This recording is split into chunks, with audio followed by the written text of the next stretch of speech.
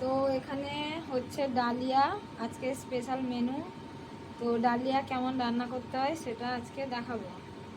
আচ্ছা, ফার্স্ট এখানে ডালিয়া আর মসুরের ডাল আর এখানে কয়েকটা সয়াবিন নিয়ে নিয়েছি।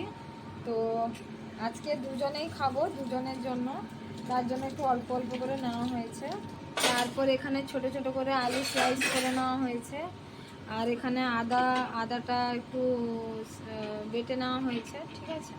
তারপর এই যে কড়াই বসে গেল, এবার হবে ফার্স্টে তেল, তারপরে তেজপাতা, তারপরে শুকনো লঙ্কা, তারপর কি পাঁচফোড়ন দিয়ে ভালো করে নাড়তে হবে।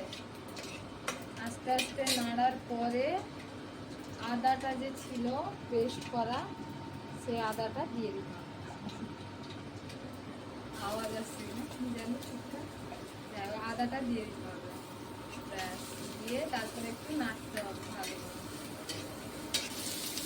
তারপর আলু দিয়ে দিতে হবে।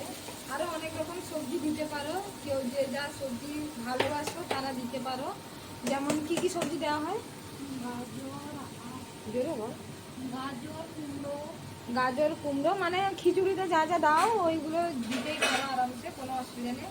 এই সময় দিয়ে নাড়তে পারবো, ঠিক আছে। সুন্দর করে আস্তে আস্তে করে ভাজা ভাজা হয়ে যাবে।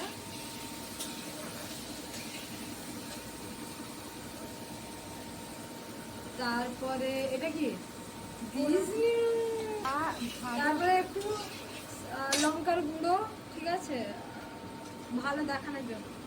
তারপর এখানে দিয়ে দিচ্ছে ডালিয়া চাল, মানে ডালিয়া আর মসুরের ডাল আর যে সয়াবিন দিয়ে দেওয়া হয়েছে। তারপরে এটাকে আস্তে আস্তে নাড়তে হবে, ঠিক আছে।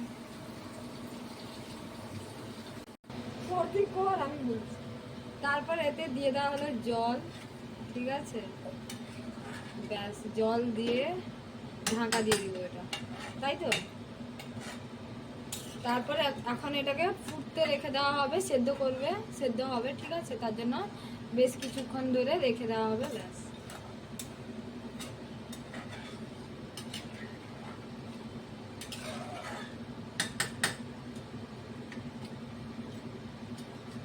আর কিছু ততটুকুই তো হয়ে এসছে প্রায়। এবার ঢাকনাটা খুলে দিয়ে দিচ্ছে হলুদের গুঁড়ো, ঠিক আছে। তারপর এখানে দিয়ে দিব, কি দিব, নুন, পরিমাণ মতো নুন। খুব ভালো গন্ধ বেরিয়েছে। তারপরে চিনি, তারপরে অল্প একটু চিনি দিয়ে দিব, স্বাদটা একটু ভালো হওয়ার জন্য। লাস্ট অল্প একটু চিনি দিয়ে দিব।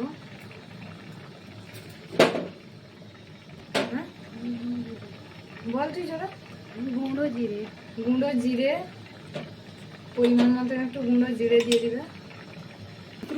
এগুলো দিয়ে একটু নাড়াচাড়া করে ঢাকিয়ে রেখে দেব, কিছুক্ষণ যেন ঢাকিয়ে রেখে দেবো, তাই তো, ঠিক আছে। তো এখানে আমাদের কি এরপর দিয়ে দিব শাহি গরম মশলা। তো শাহি গরম মশলা দিয়ে দিব। তারপর রেডি আমাদের ডালিয়া। এরপর খাওয়ার পালা। তো যারা যারা ডালিয়া বানাওনি আগে পটাপট করে বানিয়ে নাও, ঠিক আছে। তো বানিয়ে খেয়ে নাও চটপট করে, অবশ্যই জানাবে কেমন হলো, ঠিক আছে। চলো, টাটা।